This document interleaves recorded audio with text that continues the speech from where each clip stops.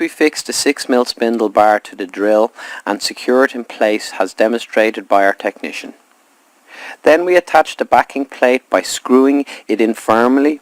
Please note we recommend a normal mains powered electric drill. A cordless drill will generally not have the speed or battery life required to complete a repair. Next we fit the GP100 green abrasive to the backing pad. Once the abrasive is in place, push down firmly on the pad. Now we start to drill and apply the pad to the glass as demonstrated by our technician. We move over the surface from right to left, never stopping in one place. We recommend being gentle with the new abrasive when sanding the glass, as this will prolong the life of the abrasive and reduce overheating or causing a distortion. We continue moving from right to left, overlapping slightly, growing the treated area. At this stage you should start seeing some of the scratch has been removed and some still present. When you feel the abrasive has clogged up and stopped working, it is time to stop the drill and tap it a few times as demonstrated by our technician. We need to also change direction and go up and down in order to even out the surface and unify it.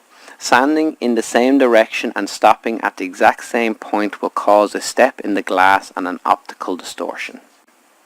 Once the scratch damage has been removed, we can now move down a grade from our green GP100 to our blue GP50.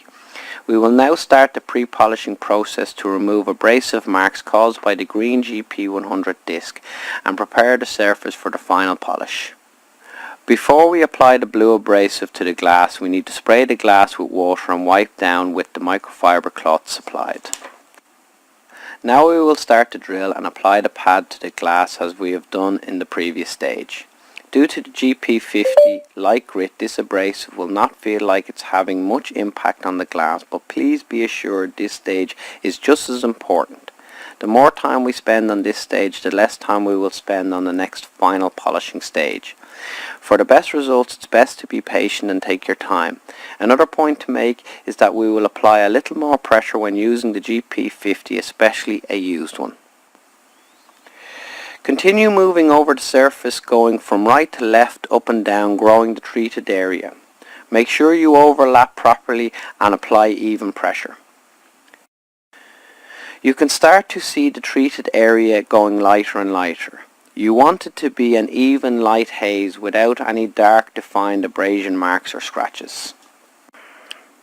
Remember, we need to stop from time to time and check the temperature of the glass. The last thing we want is for the glass to overheat. If the glass is hot, we simply spray some water and allow it to cool. We also take this opportunity to tap the abrasive, remove the glass residue built up on the abrasive surface before we continue. As you can see, the technician is using the pad flat to the glass, applying even pressure as he is moving along, overlapping and covering the whole damaged area. Remember, we need to change direction and go up and down in order to achieve a flat and even surface. This will allow for a better result and an easier polishing at the next stage.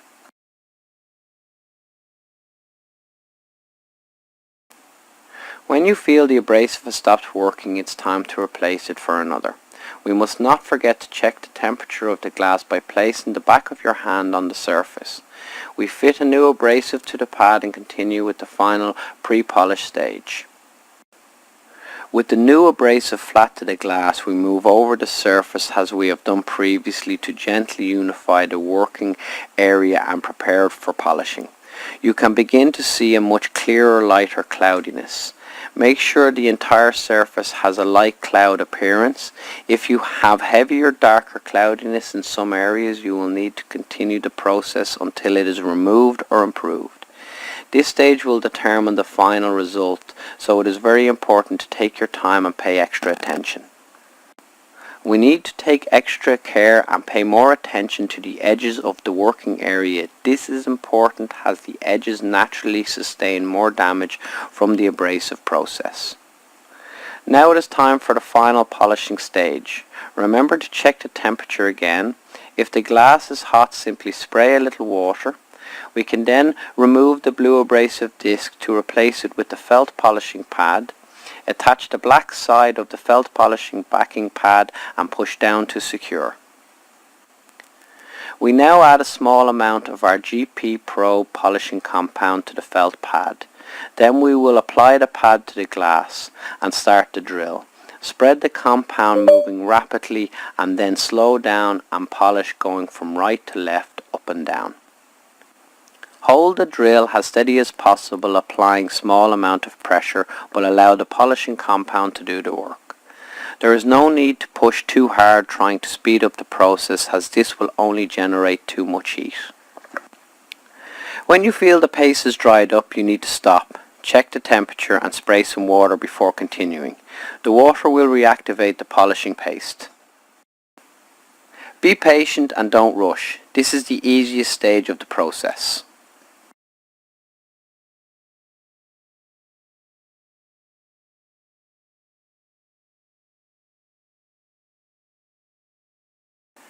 Continue polishing, and if you look, you can clearly see the abrasion marks disappearing and the glass surface sheen being restored.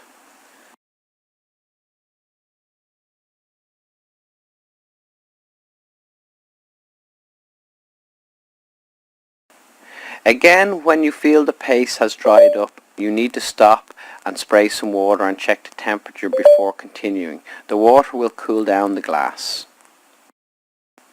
Add a little more polishing compound as demonstrated by our technician.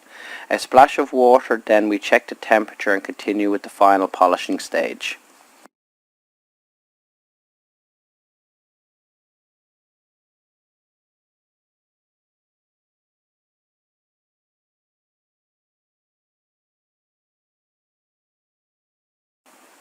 As you can see, the glossy finish is starting to appear in just after a few minutes of using the GP Pro polishing compound.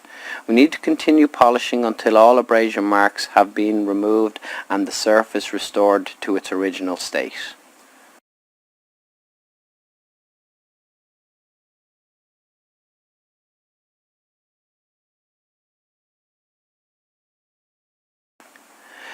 During the polishing process, you will find that the compound will dry out on the glass due to the heat caused from polishing.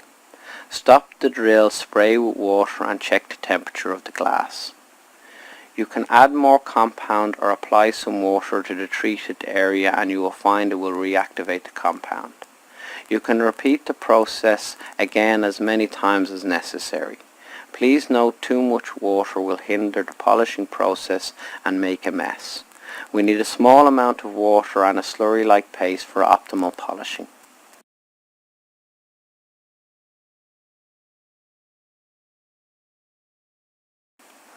Once the polishing process has been complete, we spray the glass with water and clean it with the microfiber cloth supplied. We need to clean the surface and make sure all scratches, abrasive marks or haziness have been removed. If there are any noticeable light scratches or haziness, we need to spend more time polishing.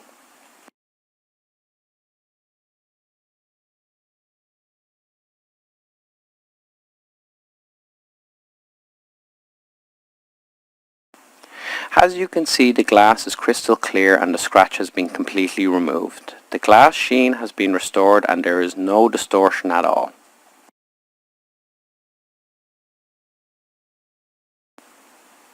All of the products seen here today are used every day professionally by our technicians worldwide, and they can be purchased at glasspolishshop.com.